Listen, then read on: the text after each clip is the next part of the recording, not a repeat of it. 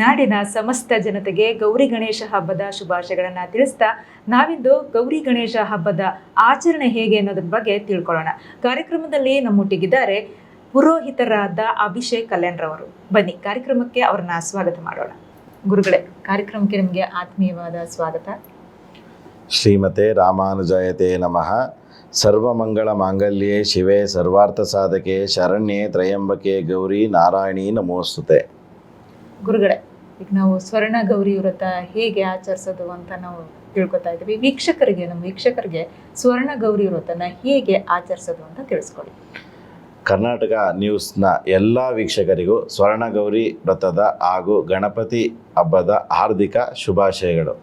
ಅಂದರೆ ಏನು ಈ ಸ್ವರ್ಣ ಗೌರಿ ವ್ರತ ಅಥವಾ ಗಣೇಶ ಚತುರ್ಥಿಯ ವಿಶೇಷತೆ ಅಂತಂದರೆ, ಸ್ವರ್ಣ ಗೌರಿ ವ್ರತ ಆ ಹೆಸರಲ್ಲೇ ಇರುವ ಹಾಗೆ ಸ್ವರ್ಣ ಅಂದರೆ ಚಿನ್ನ, ಅದೇ ರೀತಿ ಗೌರಿ ಅಂತ ಹೇಳಿದ್ರೆ ನಾವು ಆ ಒಂದು ಶಿವನ ಪತ್ನಿ ಗೌರಿಯನ್ನು ನಾವು ಸ್ವರ್ಣ ಗೌರಿ ಅಂತ ಕರಿತೀವಿ. ಅದೇ ರೀತಿ ಸ್ವರ್ಣದಂತೆ ಅಂದರೆ ಚಿನ್ನದ ರೀತಿ ಕಾಂತಿಯನ್ನು ಹೊಂದಿರತಕ್ಕಂತಹ ಮತ್ತು ಆ ಒಂದು ಕನ್ಯೆ ಅಂದರೆ ಪ್ರಕಾಶಮಾನವಾದ ಒಂದು ಮೂರ್ತಿ ಆಗಿರ್ಬೋದು ಅಥವಾ ದೇವತೆಯನ್ನು ನಾವು ಸ್ವರ್ಣ ಗೌರಿ ಅಂತ ಕರಿತೀವಿ. ಅಂದರೆ ನಾವು ಕರೆಯೋದು ಗೌರಿ ಅಂತಲೇ.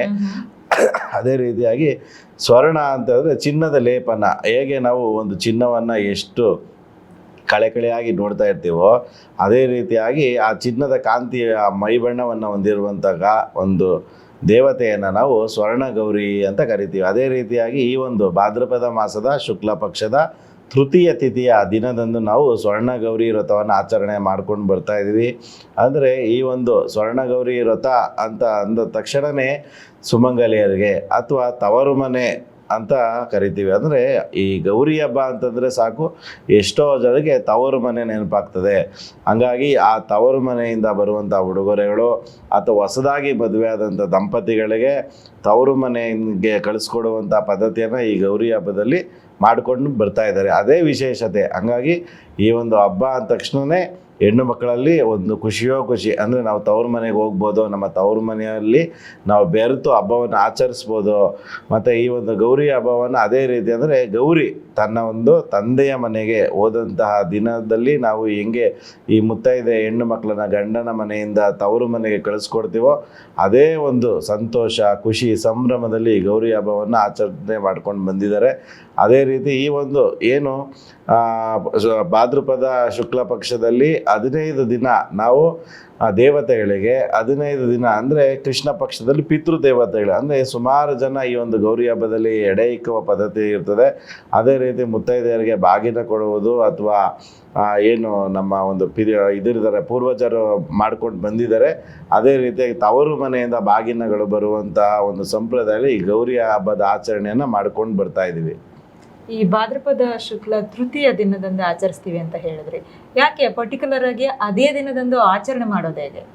ಅಂದರೆ ಆವಾಗಲೇ ನಾನು ತಿಳಿಸ್ಕೊಟ್ಟಾಗೆ ಭಾದ್ರಪದ ಮಾಸದ ಶುಕ್ಲ ಪಕ್ಷದ ತೃತೀಯ ತಿಥಿ ಅಂದರೆ ನಾವು ಹೇಗೆ ನಮ್ಮ ಒಂದು ಜನ್ಮದಿನದಲ್ಲಿ ನಾವು ಹೆಂಗೆ ಬರ್ತಡೇಗಳನ್ನು ಸೆಲೆಬ್ರೇಷನ್ ಮಾಡಿಕೊಡ್ತೀವೋ ಅದೇ ರೀತಿ ಈ ಒಂದು ಪುರಾಣ ಪ್ರಸಿದ್ಧವಾದ ಕಥೆಗಳಲ್ಲಿ ನಾವು ಭಾದ್ರಪದ ಮಾಸದ ತೃತೀಯ ತಿಥಿಯ ದಿನ ಪಾರ್ವತೀ ದೇವಿ ತನ್ನ ಒಂದು ತಂದೆಯ ಮನೆಗೆ ಅದೇ ರೀತಿ ತಂದೆಯ ಮನೆಗೆ ಹೋಗಿ ಒಂದು ಈ ಕಾರ್ಯಗಳಲ್ಲಿ ಅಂದರೆ ಪಾರ್ವತಿ ಗೌರಿ ಆದಂತಹ ಒಂದು ಸಮಯ. ಅಂದರೆ ಪಾರ್ವತಿ ಅಗ್ನಿ ಪ್ರವೇಶ ಮಾಡಿ ಅಂದರೆ ಆ ಒಂದು ಪರಶಿವನ ಹೊಲಿಸ್ಕೊಂಡು ಈ ಒಂದು ಕಥೆ ಮುಖಾಂತರದಲ್ಲಿ ಅಂದರೆ ಶಿವನ ರುದ್ರ ಸ್ವರೂಪ ಅಂತೀವಿ. ಅದೇ ರೀತಿ ಪಾರ್ವತಿ ಗೌರಿ ಆಗಿದೆ ಹೆಂಗೆ ಅಂದರೆ ಶಿವನ ಒಂದು ಪತ್ನಿಯಾಗಿ ಅಗ್ನಿ ಪ್ರವೇಶ ಮಾಡಿದ ನಂತರದಲ್ಲಿ ಗೌರಿಯಾಗಿ ಬದಲಾಗ್ತಾಳೆ. ಹಂಗಾಗಿ ಈ ಒಂದು ದಿವಸವನ್ನು ನಾವು ಒಂದು ಸ್ವರ್ಣ ಗೌರಿ ದಿನವಾಗಿ ಆಚರಣೆ ಮಾಡ್ತಾ ಬರ್ತಾ ಇದ್ದೀವಿ. ಸೊ ಭಾದ್ರಪದ ಶುಕ್ಲ ತೃತೀಯ ದಿನದಿಂದ ನಾವು ಗೌರಿ ಹಬ್ಬವನ್ನು ನಾವು ಆಚರಿಸ್ತೇವೆ. ಈ ಮಾತೆ ಪಾರ್ವತಿಯನ್ನ ಗೌರಿ ಅಂತ ನಾವು ಕರಿತೇವೆ. ಮಾತೆ ಪಾರ್ವತಿಯಾಗಿದ್ದಂತಹ ತಾಯಿ ಗೌರಿಯಾಗಿ ಪರಿವರ್ತನೆ ಆಗಿದ್ದಾದ್ರೂ ಹೇಗೆ? ಅಂದರೆ ಪಾರ್ವತಿ ದೇವಿ ಶಿವನ ಪತ್ನಿ, ಹಾಗೆ ಶಿವನ ಪತ್ನಿಯಾದಂಥ ಪಾರ್ವತಿಯ ತಂದೆ ಹಿಮವಂತ ರಾಜ. ಹಂಗಾಗಿ ಪರ್ವತರಾಜನ ಮಗಳಾದಂತಹ ಈ ಒಂದು ಗೌರಿಯನ್ನು ಗೌರಿ ಶಿಖರ, ಅದೇ ರೀತಿಯಾಗಿ ಗಿರಿಕನ್ಯೆ ಈ ರೀತಿಯಾಗಿ ನಾನಾ ರೀತಿಯಾದಂಥ ಹೆಸರುಗಳಲ್ಲಿ ನಾವು ಕರಿತಾ ಬಂದಿದ್ದೀವಿ. ಅದೇ ರೀತಿ ಪಾರ್ವತಿ ದೇವಿಯನ್ನು ನಾವು ಗೌರಿ ಅಂತ ಹೇಳಿದ್ರೆ ಪ್ರಕಾಶಮಾನವಾದ ಒಂದು ಬಣ್ಣ ಅಥವಾ ಬಿಳಿಯ ಬಣ್ಣ ಅಂತ ಕರಿತೀವಿ. ಅಂದರೆ ಪಾರ್ವತಿಯ ಬಣ್ಣ ಬಿಳಿಯಾಗಿರ್ತದೆ, ಹಂಗಾಗಿ ನಾವು ಬಿಳಿಯ ಬಣ್ಣವನ್ನು ನಾವು ಗೌರಿ ಅಂತ ಕರಿತೀವಿ. ಅಂದರೆ ಹಿಮವಂತ ರಾಜನ ಮಗಳಾದಂಥ ಈ ಪಾರ್ವತಿ ದೇವಿಯನ್ನು ನಾವು ಗೌರಿ ಅಂತ ಕರೆಯೋಕ್ಕೆ, ಆ ಒಂದು ಪರ್ವತ ರಾಜನ ಮಗಳಾದಂಥ ಈ ಪಾರ್ವತಿಯನ್ನು ನಾವು ಗೌರಿಯನ್ನು ಅಂತ ಕರೆಯೋಕ್ಕೆ ಅವಾಗಿಂದನು ಪ್ರತೀತಿಯಾಗಿ ಬಂದಿದೆ. ಹಾಗಾಗಿ ಆ ದೇವಿಗೆ ನಾನಾ ರೀತಿಯಾದಂಥ ಹೆಸರುಗಳಿದೆ, ದುರ್ಗಿ, ಕಾಳಿ, ಭದ್ರಿ. ಅದೇ ರೀತಿಯಾಗಿ ಈ ಒಂದು ಗೌರಿ ಅನ್ನೋದು ಆ ಪಾರ್ವತಿ ದೇವಿಯ ಇನ್ನೊಂದು ಹೆಸರು. ಅಂದ್ರೆ ಪರ್ವತರಾಜನ ಮಗಳಾಗಿರೋದ್ರಿಂದ ತಂದೆಯಿಂದ ಬಂದಂತಹ ಹೆಸರು ಅಂತ ಹೇಳ್ತೀರಾ. ಗುರುಗಳೇ, ಗೌರಿ ಹಬ್ಬ ಅಂತಂದ್ರೆ ನಾವು ಹೆಣ್ಮಕ್ಳು ಬಹಳ ಸಡಗರದಿಂದ ಪೂಜೆನ ಮಾಡ್ತೇವೆ. ಹಬ್ಬನ ಆಚರಿಸುವ ಭರದಲ್ಲಿ ನಾವು ಎಲ್ಲ ನಮ್ಮ ಅಕ್ಕಪಕ್ಕದ ಮುತ್ತೈದೆಯರನ್ನ ಹಾಗೂ ನೆರೆಹೊರೆಯ ಮುತ್ತೈದೆಯರನ್ನ, ಸಂಬಂಧಿಕರನ್ನ ಎಲ್ಲ ಕಡೆಯಿಂದನೂ ನಾವು ಹೆಣ್ಮಕ್ಕಳನ್ನ ಮನೆಗೆ ಆಹ್ವಾನಿಸಿ ಅವರಿಗೆ ಬಾಗಿನವನ್ನ ನೀಡ್ತೇವೆ. ಅಂದಿನ ದಿನ ಮರದ ಬಾಗಿನವನ್ನ ನೀಡೋದು ಪ್ರತೀತಿ ಇದೆ. ಯಾಕೆ?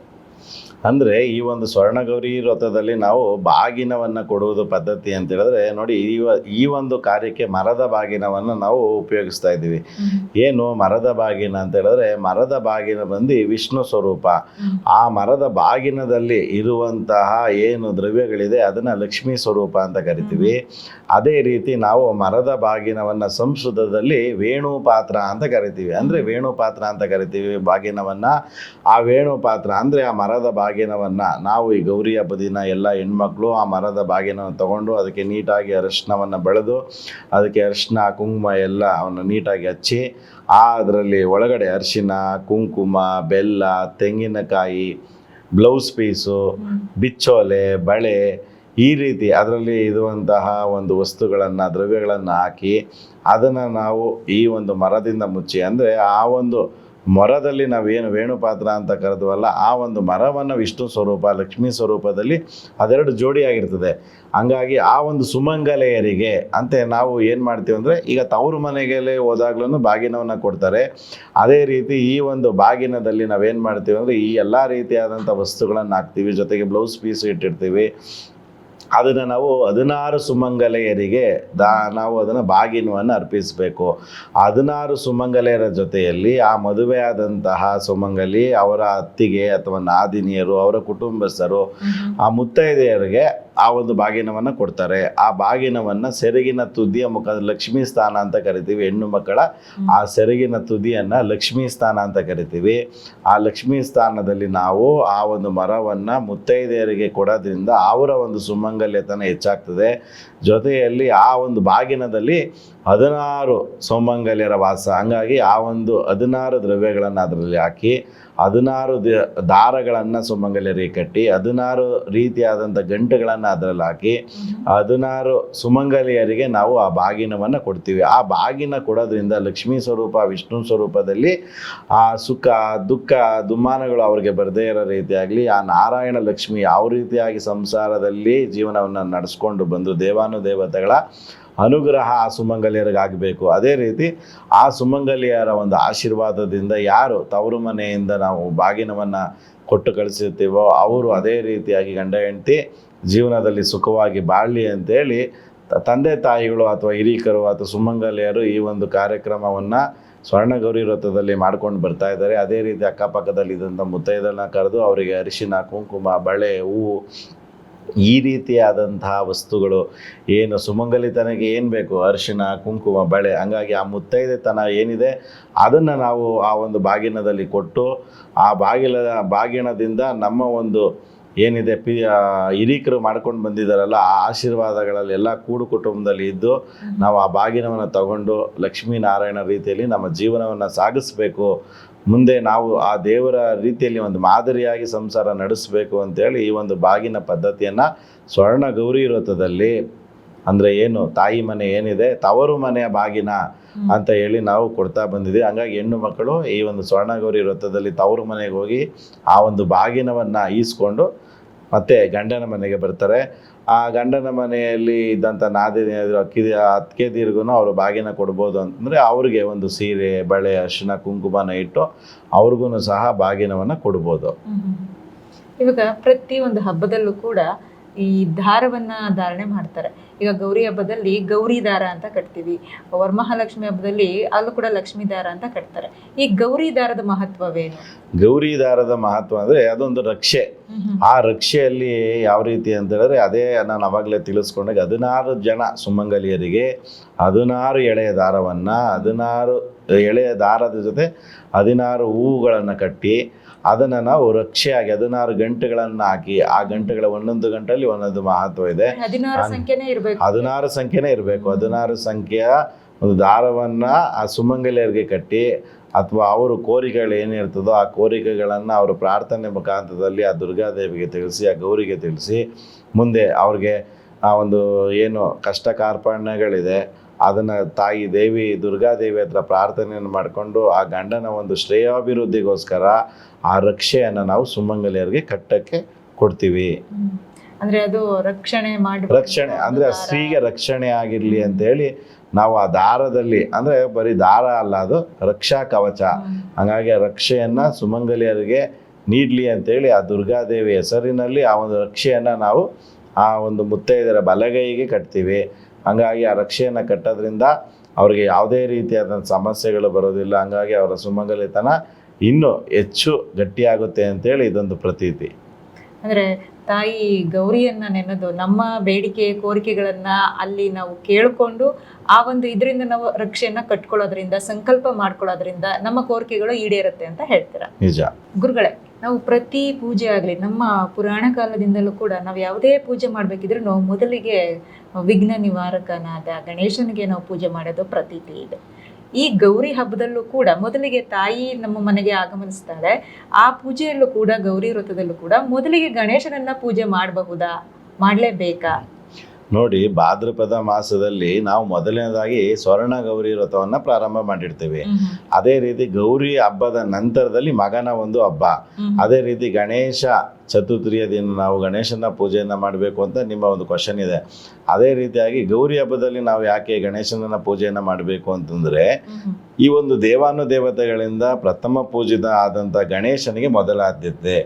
ನಾವು ಯಾವುದೇ ಶುಭ ಕಾರ್ಯವನ್ನು ಮನೆಯಲ್ಲಿ ಮಾಡುವಂತಹ ಗೃಹ ಪ್ರವೇಶ, ಸತ್ಯನಾರಾಯಣ ಪೂಜೆ ಆಗಿರ್ಬೋದು, ಯಾವುದೇ ದೇವತಾ ಆರಾಧನೆಯಲ್ಲಿ ಪ್ರಥಮ ಪೂಜಿತ ವಿಘ್ನ ನಿವಾರಕನ ಪೂಜೆ ಮಾಡಿನೇ ನಾವೆಲ್ಲ ಕಾರ್ಯಕ್ರಮಗಳನ್ನು ಪ್ರಾರಂಭ ಮಾಡಬೇಕು.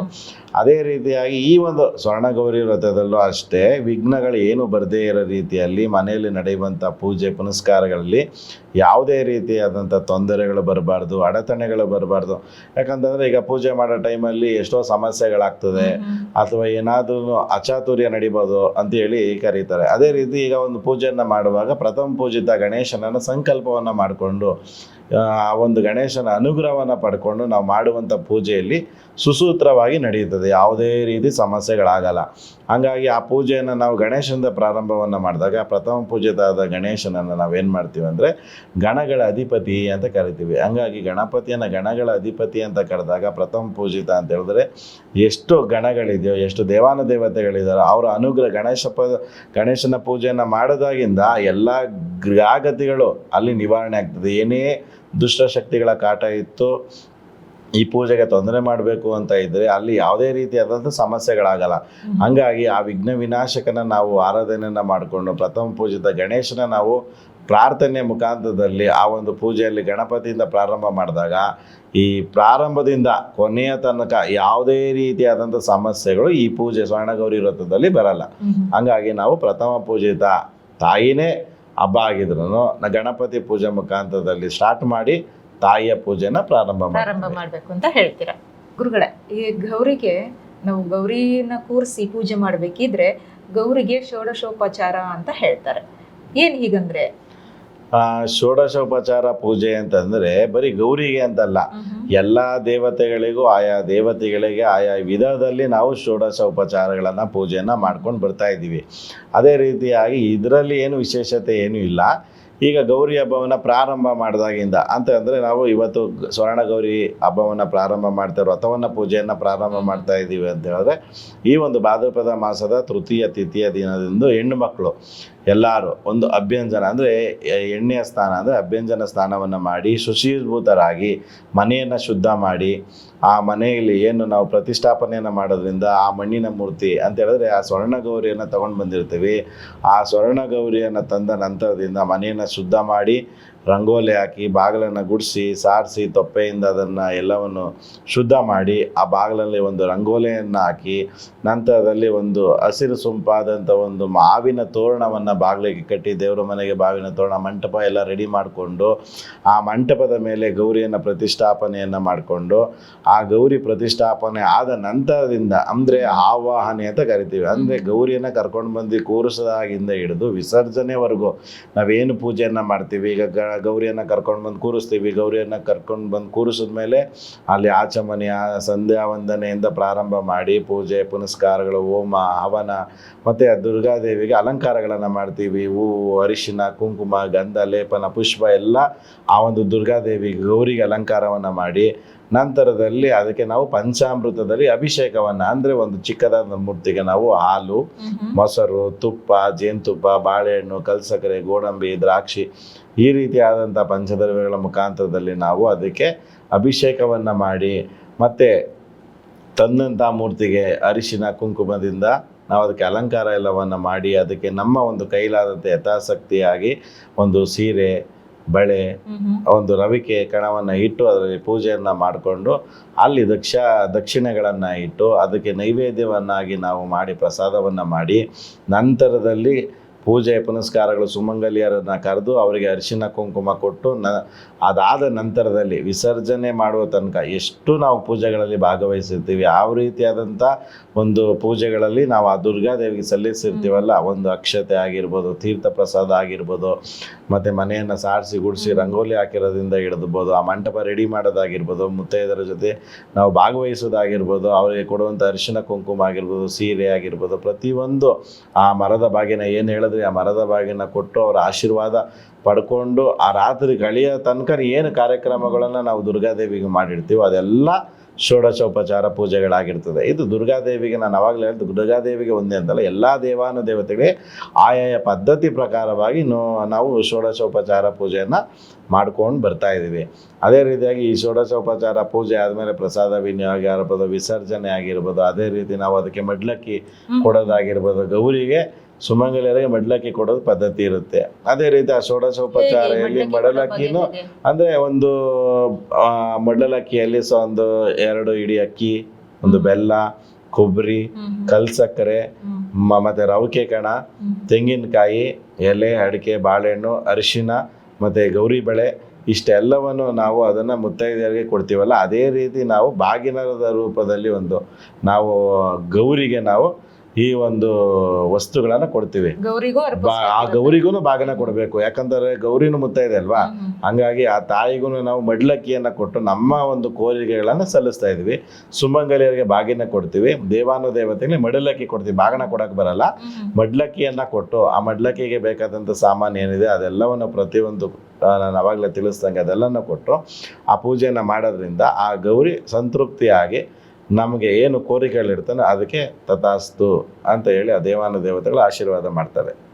ಈಗ ನೀವು ಗೌರಿ ಕೂರಿಸಿದಾಗ ಈ ಷೋಡಶೋಪಚಾರದಲ್ಲಿ ಇಷ್ಟೆಲ್ಲ ಬಗೆಗಳಾಗಿ ಇರಬೇಕು ಅಂತ ಹೇಳಿದ್ರೆ ಈಗ ಕೆಲವರು ನಾವು ಇದೇ ವರ್ಷದಿಂದ ಪ್ರಾರಂಭ ಮಾಡಿರ್ತೀವಿ ಗೌರಿ ಕೂರಿಸ್ಲಿಕ್ಕೆ ಇಷ್ಟೇ ಥರದಂತಹ ತಟ್ಟೆಗಳಲ್ಲಿ ಈಗ ಕೊಬ್ಬರಿ ಆಗಬಹುದು ಬೆಲ್ಲ ಆಗಬಹುದು ಹೀಗೆ ನಾನಾ ಬಗೆಯದನ್ನು ಇಡಬೇಕಾಗುತ್ತೆ. ಎಷ್ಟು ತಟ್ಟೆಗಳನ್ನು ಇಡಬೇಕು ಹಾಗೂ ಯಾವ ರೀತಿಯಾದಂಥ ವಸ್ತುಗಳನ್ನು ಇಡಬೇಕಾಗತ್ತೆ? ಅಂದರೆ ಇದರಲ್ಲಿ ತಟ್ಟೆ ಅಂತ ಬರಲ್ಲ ಅಂತಂದರೆ ನಾವೇನು ಮಾಡ್ತೀವಿ ಅಂತಂದರೆ ಪಂಚಫಲ ಅಂತ ಕರಿತೀವಿ. ಪಂಚಫಲಗಳನ್ನ ಇಡಬೇಕು. ಬಾಳೆಹಣ್ಣು ಎಲೆ ಅಡಿಕೆ ತೆಂಗಿನಕಾಯಿ ಕೊಬ್ಬರಿ ಮತ್ತು ಗೌರಿ ಬೆಳೆಗಳು ಅದಾದಮೇಲೆ ಅರಿಶಿನ ಕುಂಕುಮ ಅಕ್ಷತೆ ಹೂವು ಬಿಡಿ ಹೂವು ಜೊತೆಯಲ್ಲಿ ಮತ್ತು ಅವ್ರಿಗೆ ಆದಂತಹ ಏನು ಖಾದ್ಯಗಳು ಅಂದರೆ ದೇವಿಗೆ ದುರ್ಗಾದೇವಿಗೆ ಇಷ್ಟವಾದಂಥ ಪದಾರ್ಥಗಳನ್ನು ಈಗ ರವೆ ಉಂಡೆ ಮಾಡ್ತೀವಿ ಕರ್ಜಿಕಾಯಿ ಮಾಡ್ತೀವಿ ಚಕ್ಲಿ ನಿಪ್ಪಟ್ಟು ಕೋಡುಬಳೆ ಈ ರೀತಿಯಾದಂತಹ ಪದಾರ್ಥಗಳನ್ನು ಮಾಡಿ ದುರ್ಗಾದೇವಿಗೆ ನೈವೇದ್ಯ ಮಾಡಿ ಮೊಸರನ್ನ ಪುಳಿಯೋಗರೆ ಈ ರೀತಿಯಾದಂಥ ಭಕ್ಷ್ಯಗಳನ್ನು ಮಾಡಿ ನೈವೇದ್ಯ ಕೊಡೋದ್ರಿಂದ ಆ ಪೂಜೆಗೆ ಏನು ಬೇಕು ನಮ್ಮ ಯಥಾಸಕ್ತಿ, ಅಂದರೆ ಭಗವಂತ ನಮಗೆ ಎಷ್ಟು ಆಶೀರ್ವಾದ ಮಾಡಿದನೋ ಅಷ್ಟು ರೀತಿಯಲ್ಲಿ ನಾವು ಅದು ಪೂಜಾ ಸಾಮಗ್ರಿಗಳನ್ನು ತಂದು ನಾವೇನು ಮಾಡ್ತೀವಿ, ಆ ಪೂಜಾ ಮಾಡೋದ್ರಿಂದ ಆ ದೇವಿ ಸಂತೃಪ್ತಿಯಾಗಿ ನಮ್ಮ ಒಂದು ಯಥಾಸಕ್ತಿಯಾಗಿ ಪೂಜೆಯನ್ನು ಸಲ್ಲಿಸಿರ್ತೀವಿ. ಹಾಗಾಗಿ ಪ್ರಾರಂಭ ನಾವು ಪದ್ಧತಿ ಇಲ್ಲ, ನಾವು ಇವಾಗ ಪ್ರಾರಂಭ ಮಾಡ್ತಾ ಇದ್ದೀವಿ ಅಂತಂದ್ರೂ ಆ ಇಷ್ಟು ಐಟಮ್ ಇದ್ದರೆ ಸಾಕು. ಈ ಒಂದು ಐಟಮಿಂದನೇ ಆ ಒಂದು ಪೂಜೆ ಸಂತೃಪ್ತಿ ಆಗ್ತದೆ. ಜೊತೆಗೆ ಬಾಗಿನ ಇವರು ಸ್ವಲ್ಪ ಜನ ತವ್ರ ಮನೆಯಲ್ಲಿ ಹೋಗಿ ತೊಗೊಂಡು ಬರ್ತಾರೆ. ಇಲ್ಲ ಅಂತಂದರೆ ಈ ತವ್ರ ಮನೆಯಲ್ಲಿ ಬಾಗಿನದ ಪದ್ಧತಿ ಇಲ್ಲ, ನಾವು ಯಾರಿಗೂ ಕೊಟ್ಟಿಲ್ಲ ಅಂತ ಹೇಳಿದ್ರೆ ಬರೋಂಥ ಸುಮಂಗಲಿಯರಿಗೆ ಒಂದು ಅರಿಶಿನ, ಬಳೆ, ಕುಂಕುಮ ಮತ್ತು ರವಿಕೆ ಕಣವನ್ನು ಅವರು ಕೊಡಬೇಕು. ಹಾಗಾಗಿ ಕೊಟ್ಟು ಅವ್ರ ಸುಮಂಗಲಿಯರ ಆಶೀರ್ವಾದ ಪಡ್ಕೊಳ್ಳೋದ್ರಿಂದ ಇವ್ರಿಗೆ ಸುಮಂಗಲಿತನ ಇನ್ನೂ ಗಟ್ಟಿ ಆಗ್ತದೆ. ಮತ್ತು ಇವರು ಕುಟುಂಬದಲ್ಲಿ ಏನಾದ್ರು ಕೆಲಸ ಕಾರ್ಯಗಳು ತಡೆಯಾಗಿದ್ದರೆ ಆ ನವಶಕ್ತಿ ಆಶೀರ್ವಾದ ಹೆಂಗೆ ದುರ್ಗಾದೇವಿಯ ಅನುಗ್ರಹಗಳು ಸಿಕ್ತು, ಅದೇ ರೀತಿಯಾಗಿ ಮುತ್ತೈದೆಯರ ಅನುಗ್ರಹ ಸಿಗ್ತದೆ, ಸಪ್ತಮಾತೃಕೆಯರ ಅನುಗ್ರಹ ಸಿಗ್ತದೆ, ಅಷ್ಟಲಕ್ಷ್ಮಿಯರ ಅನುಗ್ರಹ ಸಿಗ್ತದೆ. ಅದೇ ರೀತಿಯಾಗಿ 16 ಸುಮಂಗಲಿಯರು ಅಂತ ಏನು ಕರಿತೀವಿ, ಈ ಒಂದು ಭಾದ್ರಪದ ಮಾಸದ ಶುಕ್ಲ ಪಕ್ಷ ತೃತೀಯ ದಿನ ಈ ಗೌರಿ ಪೂಜೆಯಲ್ಲಿ ಏನು 16 ನಾವು ಏನು ಪ್ರಧಾನವಾಗಿ ತಗೋತೀವೋ ಅದೇ ರೀತಿ 16 ಜನ ಸುಮಂಗಲಿಯರು ಕೊಟ್ಟರು ಸಾಕು, ಅವರ ಒಂದು ಸೌಮಂಗಲ್ಯತನದಲ್ಲಿ ಎಲ್ಲ ಅನುಗ್ರಹಗಳು ಆಗ್ತದೆ, ಲಭಿಸುತ್ತೆ ಅಂತ ಹೇಳ್ತೀರ. ಗುರುಗಳೇ, ಇಷ್ಟೊತ್ತು ನಮಗೆ ಸ್ವರ್ಣ ಗೌರಿ ವ್ರತ ಮಾಡೋದು ಹೇಗೆ ಅಂತ ತಿಳಿಸ್ಕೊಟ್ರಿ. ಈಗ ಗಣೇಶ ಚತುರ್ಥಿಯಂದು ಬರುವಂತ ಸಿದ್ಧಿ ವಿನಾಯಕನ ವ್ರತ ಆಚರಣೆಗಳು ಹೇಗೆ? ಗಣೇಶ ಚತುರ್ಥಿಯ ದಿನ ಬರುವಂತಹ ಸಿದ್ಧಿವಿನಾಯಕ, ವಿಘ್ನ ವಿನಾಯಕನ ಒಂದು ಆಚರಣೆ, ಇದು ಆಚರಣೆಯಾಗಿ ಬಂದಿದ್ದು ಹಬ್ಬವಾಗಿ ಪರಿಣಮಿಸ್ತಾ ಬಂತು. ಏನಂತಂದರೆ ನಾನು ಇವಾಗ ಏನು ನಾವು ಗಣೇಶನ ಹಬ್ಬ ಬರ್ತಾ ಇದೆ ಅಂತೇಳಿ ಎಲ್ಲರಿಗೂ ಏನು ಯುವಕರಿಗೆಲ್ಲ ಖುಷಿ, ಗಣೇಶ ಕೂರಿಸ್ಬೋದು, ಗಣೇಶನಲ್ಲಿ ಭಾಗವಹಿಸ್ಬೋದು. ಎಲ್ಲ ಕಡೆ ನಾವು ನೋಡ್ತಾ ಇದ್ದೀವಿ, ಪೆಂಡಲ್ಗಳು ಹಾಕೊಂಡು ಗಣೇಶನ ಕೂರಿಸಿ ಆರ್ಕೆಸ್ಟ್ರಾಗಳು ನಡೀತದೆ, ಎಲ್ಲ ರೀತಿಯಾದಂಥ ಸಾಂಸ್ಕೃತಿಕ ಕಾರ್ಯಕ್ರಮಗಳನ್ನು ಗಣೇಶನ ಮುಂದೆ ಮಾಡ್ತಾ ಬಂದಿದ್ದಾರೆ. ಏನು ಈ ಕಾರ್ಯಕ್ರಮ ಹಬ್ಬವಾಗಿ ಪರಿಣಮಿಸೋಕ್ಕೆ ಮೊದಲ ಕಾರಣ ಹೆಂಗೆ ಅಂತ ಹೇಳಿದ್ರೆ, ಇದಕ್ಕೆ ಕಾರಣಕರ್ತರಾದರು ಬಾಲಗಂಗಾಧರನಾಥ ತಿಲಕರವರು. ಏನು ಈ ಬಾಲಗಂಗಾಧರನಾಥ ತಿಲಕರವರು ಇದನ್ನು ಒಂದು ಸಮಾಜಕ್ಕೋಸ್ಕರ, ಅಂದರೆ ಸಮಾಜದ ಒಂದು ಅನ್ಯೋನ್ಯತೆಗಾಗಿ, ಆ ಸಮಾಜದ ಒಂದು ಒಡನಾಟಕ್ಕಾಗಿ, ಸಮಾಜದಲ್ಲಿ ಇರುವಂತಹ ಒಂದು ದ್ವೇಷಗಳನ್ನು ಬಗೆಹರಿಸೋಕ್ಕಾಗಿ, ನಾವೆಲ್ಲ ಒಂದೇ ಬಾಂಧವ್ಯನ ಹೆಚ್ಚಿಸ್ಕೊಳ್ಳೋಕ್ಕೋಸ್ಕರ ಇದನ್ನು ಏನು ಮಾಡಿದ್ರು ಅಂದರೆ, ಒಂದು ಪರಂಪರವಾಗಿ ಇದ್ದಂತಹ ಈ ಗಣೇಶನನ್ನು ನಾವು ಸಾರ್ವಜನಿಕವಾಗಿ ಪ್ರತಿಷ್ಠಾಪನೆ ಮಾಡೋಕ್ಕೆ ಪ್ರಾರಂಭ ಮಾಡಿದ್ರು. ಆ ಸಾರ್ವಜನಿಕವಾಗಿ ಪ್ರತಿಷ್ಠಾಪನೆ ಮಾಡಿದಂಥ ಈ ಗಣೇಶನ ಉತ್ಸವ ಈಗಲೂ ಅನಾದಿ ಕಾಲದಿಂದಲೂ ಅದು ನಡ್ಕೊಂಡು ಬರ್ತಾ ಇದೆ. ಅದೇ ರೀತಿಯಾಗಿ ನಾವು ಈ ಒಂದು ಗಣೇಶನ ಮೂರ್ತಿಯನ್ನು ನಾವು ತಂದು ವಿಘ್ನ ವಿನಾಶಕನನ್ನು ಕೂರಿಸಿ ಅದಕ್ಕೆ ಬೇಕಾದಂತಹ, ಆವಾಗಲೇ ನಾವು ಏನು ಸ್ವರ್ಣಗೌರಿಗೆ ಷೋಡಶೋಪಚಾರ ಪೂಜೆ ಅಂತ ಹೇಳಿದ್ವಿ, ಅದೇ ರೀತಿ ಗಣೇಶನಿಗೂ ನಾವು ಷೋಡಶೋಪಚಾರ ಪೂಜೆಗಳನ್ನು ಮಾಡಿ ಪ್ರತಿಷ್ಠಾಪನೆಯನ್ನು ಮಾಡಿ ಆ ಒಂದು ಪದ್ಧತಿಯ ಪ್ರಕಾರವಾಗಿ ಸುಮಾರು ಜನ 1 ದಿನಕ್ಕೆ ವಿಸರ್ಜನೆಯನ್ನು ಮಾಡ್ತಾರೆ, 5 ದಿನಕ್ಕೆ ವಿಸರ್ಜನೆಯನ್ನು ಮಾಡ್ತಾರೆ, 9 ದಿನಕ್ಕೆ ವಿಸರ್ಜನೆಯನ್ನು ಮಾಡ್ತಾರೆ. ಈ ರೀತಿಯಾದಂಥ ದಿನಗಳಲ್ಲಿ ವಿಸರ್ಜನೆಯನ್ನು ಮಾಡಿಕೊಂಡು ಭಾವೈಕ್ಯತೆಯಾಗಿ, ಹಾಗಾಗಿ ಎಲ್ಲರೂ ಸೇರಿಕೊಂಡು ಈ ಹಬ್ಬವನ್ನು ವಿಜೃಂಭಣೆಯಿಂದ ಪ್ರಾರಂಭ ಮಾಡಿ ವಿಜೃಂಭಣೆಯಿಂದನೇ ಕೊನೆಗಾಣಿಸ್ತಾರೆ. ಹಂಗಾಗಿ ಇದನ್ನು ನಾವೇನು ಮಾಡ್ತೇವೆ, ವಿಘ್ನ ವಿನಾಶಕನ ಒಂದು ಚತುರ್ಥಿಯಲ್ಲಿ ಪ್ರಧಾನವಾಗಿ, ಅಂದರೆ ಗಣೇಶನ ಹಬ್ಬನೇ ನಾವು ಪ್ರಧಾನ ಅಂತ ಕರಿತೀವಿ. ಎಲ್ಲ ಯುವ ಪೀಳಿಗೆ ಗಣೇಶನ ಒಂದು ಅನುಗ್ರಹ, ವಿಘ್ನ ವಿನಾಶ ಅನುಗ್ರಹ ಅಂದರೆ ಅವರ ಮನಸ್ಸಿನ ಕೋರಿಕೆಗಳನ್ನು ಆ ವಿನಾಯಕನಿಗೆ ತಿಳಿಸಿ ಎಲ್ಲರೂ ಈ ಒಂದು ಪೂಜೆಯನ್ನು ನಾವು ಹೊರಗಡೆನೂ ಮಾಡ್ತಾರೆ. ಎಷ್ಟೋ ಜನ ಅವರವರ ಅನುಕೂಲಕ್ಕೆ ತಕ್ಕನಾಗಿ ಮನೆಯಲ್ಲೇ ಮಾಡ್ತಾರೆ. ಒಂದು ಈಚೆ ಕಡೆ ಏನು ಗ್ರೌಂಡ್ಗಳಲ್ಲೆಲ್ಲ ಕೂರಿಸ್ತಾರೆ ಇವಾಗ. ಅದೇ ರೀತಿ ದೇವಸ್ಥಾನಗಳಲ್ಲಿ ಪ್ರತಿಯೊಂದು ಕಡೆಯೂ ಈ ವಿಘ್ನ ವಿನಾಶನ ಪ್ರತಿಷ್ಠಾಪನೆಯನ್ನು ಮಾಡಿ ಅಲ್ಲಿ ಇದ್ದಂಥ ಎಲ್ಲ ಸಾಂಸ್ಕೃತಿಕ ಕಾರ್ಯಕ್ರಮಗಳನ್ನು ಮಾಡಿಕೊಂಡು ಇದ್ದಂತಹ ಒಂದು ವಿನಾಯಕನ ವ್ರತವನ್ನು ಆಚರಣೆ ಮಾಡ್ಕೊಂಡು ಬಂದಿದ್ದಾರೆ. ಈಗ ಗಣೇಶನ ಕೂರಿಸ್ಬೇಕಾದ್ರೆ ತರಬೇಕಿರ ನಾವು ಪ್ರತಿ ವರ್ಷವೂ ಹೊಸ ಗಣೇಶನ್ನೇ ತರ್ತೀವಿ. ಯಾಕೆ ಇದು ಪ್ರತಿ ವರ್ಷನೂ ಹೊಸ ಗಣೇಶನನ್ನೇ ತರುವಂಥ ಪದ್ಧತಿ ಯಾಕೆ? ಅಂದರೆ ಹೆಸರಲ್ಲೇ ಇದೆ ವಿಘ್ನ ವಿನಾಶಕ ಅಂತ. ಅಂದರೆ ಕಷ್ಟ ಮನುಷ್ಯನಿಗೆ ವರ್ಷಕ್ಕೆ ಒಂದೊಂದು ಬರ್ತಾ ಇರ್ತದೆ. ಅದೇ ರೀತಿಯಾಗಿ ಈ ವರ್ಷ ಇರೋ ಕಷ್ಟ ಮುಂದಿನ ವರ್ಷ ಇರಲ್ಲ.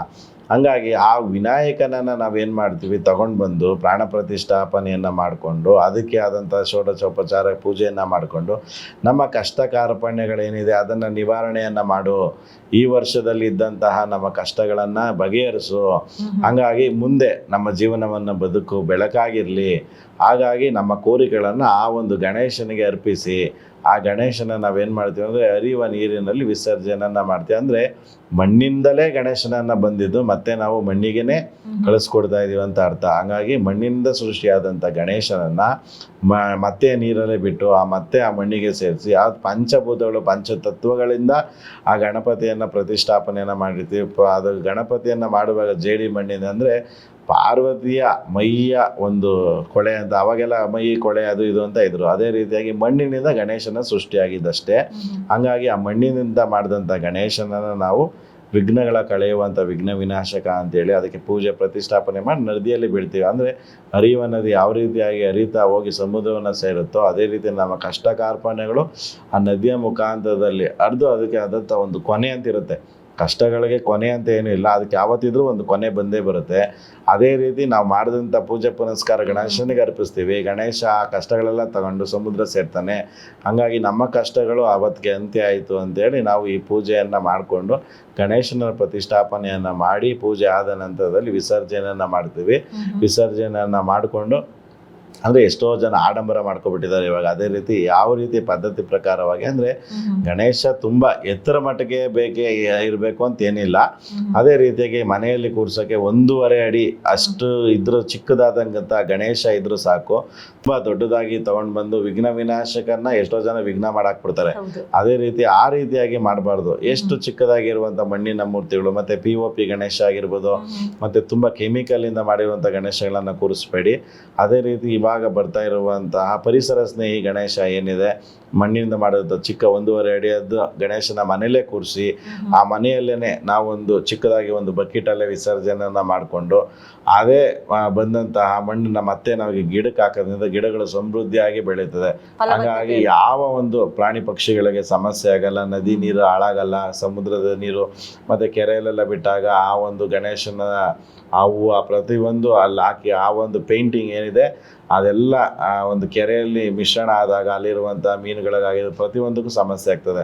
ಹಾಗಾಗಿ ಪರಿಸರ ಸ್ನೇಹಿ ಗಣೇಶನನ್ನು ನಾವು ಮನೆಯಲ್ಲೇ ಕೂರಿಸಿ ಮನೆಯಲ್ಲೇ ಒಂದು ಸಣ್ಣ ಮಟ್ಟದಲ್ಲಿ ಆ ಭಗವಂತ ನಮಗೆ ಎಷ್ಟು ಶಕ್ತಿಯನ್ನು ಕೊಟ್ಟಿದ್ದಾನೋ ಆ ಶಕ್ತಿಯ ಅನುಸಾರವಾಗಿ ನಾವು ಗಣೇಶನ ಪ್ರತಿಷ್ಠಾಪನೆಯನ್ನು ಮಾಡಿಕೊಂಡು ನೈವೇದ್ಯ ಪ್ರಸಾದ ಎಲ್ಲ ಭಕ್ತಾದಿಗಳಿಗೆ ಕೊಟ್ಟು ನಮ್ಮ ಮನೆಯಲ್ಲಿ ಅದನ್ನು ವಿಸರ್ಜನೆ ಮಾಡೋದ್ರಿಂದ ಯಾವುದೇ ರೀತಿಯಾದಂಥ ಪರಿಸರಕ್ಕೂ ಹಾನಿ ಆಗೋದಿಲ್ಲ ಮತ್ತು ಪ್ರದೇಶಕ್ಕೂ ಹಾನಿ ಆಗೋದಿಲ್ಲ. ಯಾವುದೇ ರೀತಿಯಾದಂಥ ಗಲಾಟೆ ಗದ್ದಲಗಳಿಗೆ ಅದು ಅನುವು ಮಾಡಿಕೊಡೋದಿಲ್ಲ ಅಂತ ಹೇಳಕ್ಕೆ ಇಷ್ಟಪಡ್ತೀನಿ.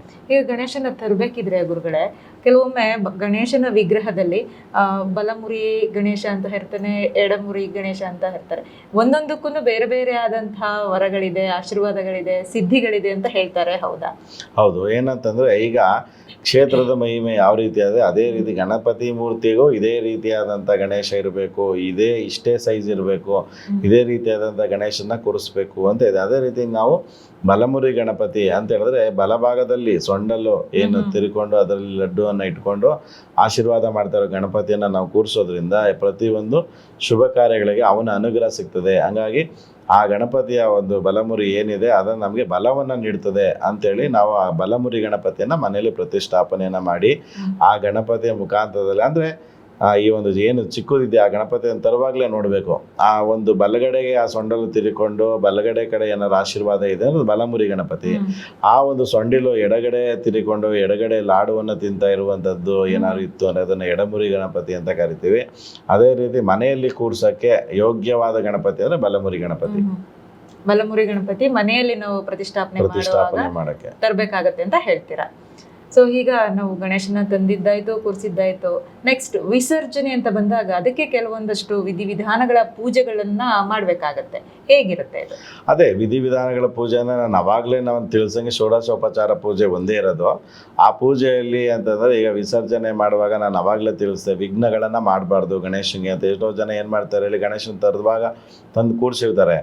ಅವ್ರು ಏನು ಮಾಡ್ತಾರೆ ಅಂದರೆ ತಗೊಂಡು ಇನ್ನೇನು ಗಣೇಶನ ವಿಸರ್ಜನೆ ಮಾಡಬೇಕು ಅನ್ನೋ ಸಮಯದಲ್ಲಿ ಸೊಂಡಲು ಮುರಿದಾಕೋದು, ಕೈ ಮುರಿದಾಕೋದು, ಈ ಕಾಲು ಮುರಿದಾಕೋದು, ಈ ಥರ ರೀತಿಯಲ್ಲಿ ಭಿನ್ನಗಳನ್ನು ಮಾಡಬಾರ್ದು. ಭಗವಂತನ ಒಂದು ಯಾವುದೇ ರೀತಿಯಾದಂಥ ಭಿನ್ನಗಳನ್ನ ಮಾಡಬಾರ್ದು. ಅದೇ ರೀತಿ ಚಿಕ್ಕದಾಗಿತ್ತು ಅಂತಂದರೆ ನಾವೇ ಅದನ್ನು ಮನೇಲಿ ವಿಸರ್ಜನೆನ ಮಾಡ್ತೀವಿ.